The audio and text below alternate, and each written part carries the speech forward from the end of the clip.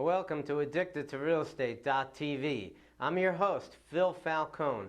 On today's episode, we're going to talk about the rent stays like before. I'm going to share with you a negotiating strategy I use with tenants to make sure you never lower the rent, because you certainly don't want to be doing that. So stick around. I hope none of my tenants are watching this, or I'm in big trouble. To say you gotta know somebody, or know somebody to get somewhere these days. To say you know that's alright, yeah that's alright. Cause you know that's alright with me. Yeah, you know that's alright, yeah that's alright. You're probably wondering, the rent stays like before. What the heck is this guy talking about? Well, let's watch this little clip that can serve as a bad example on what not to do as a landlord. The rent stays like before.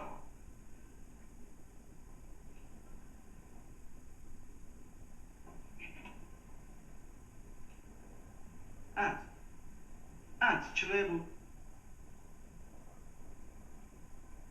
5 scuole ci levo, va bene? 10 ce ne levo, dove? 10. Grazie. Welcome back. I'm Phil Falcone, author of Addicted to Real Estate, Why I Can't Stop and Why You Should Start.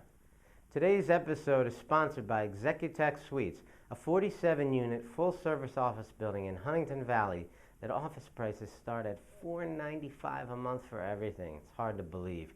Check them out at executechsuites.com. Okay, you just watched a clip of a landlord lowering the rent.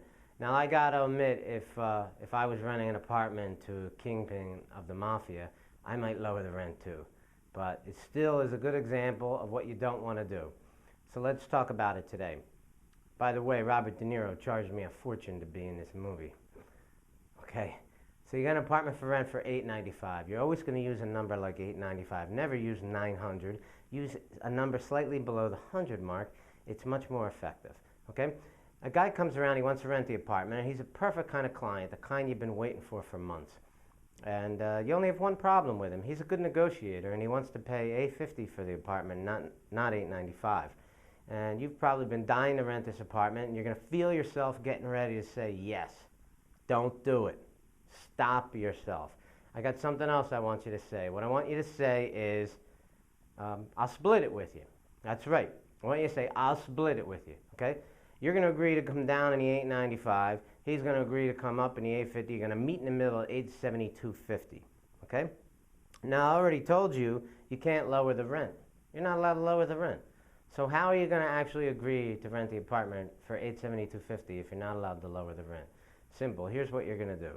You know, $872.50 a month is a $22.50 reduction per month times 12 is $270. So you're giving him a discount of $270, and that's the annual discount that he's going to get through this negotiation. But instead of lowering the rent, I want you to give him the discount off either the first month's rent or the last month's rent. It doesn't matter. Who cares? Okay? Give it to him up front. You're walking out of this deal with $895 times 3, first month's rent, last month's rent, and 1 month's security. So giving him a $270 discount isn't going to hurt you at all. And what the key thing that happens here is you've kept the rent at $895. You're going to invoice him every month for $895. Your lease is going to say $895. Why does that matter? I'll tell you why it matters. You go to refinance this building, you're going to refinance it on an $895 rent. Okay? If the building makes more money, then it's more valuable. Okay? If you go to sell this building, $895 rent, the building's worth more money. When you go to raise this guy's rent next year, you're going to raise it on top of the $895.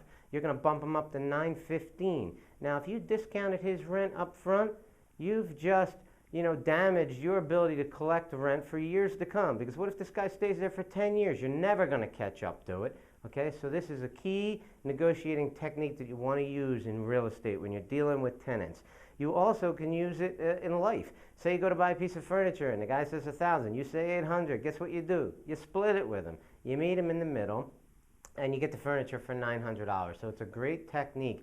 Whenever you feel yourself about to say yes, stop and think, wait a minute, maybe I should just try to negotiate.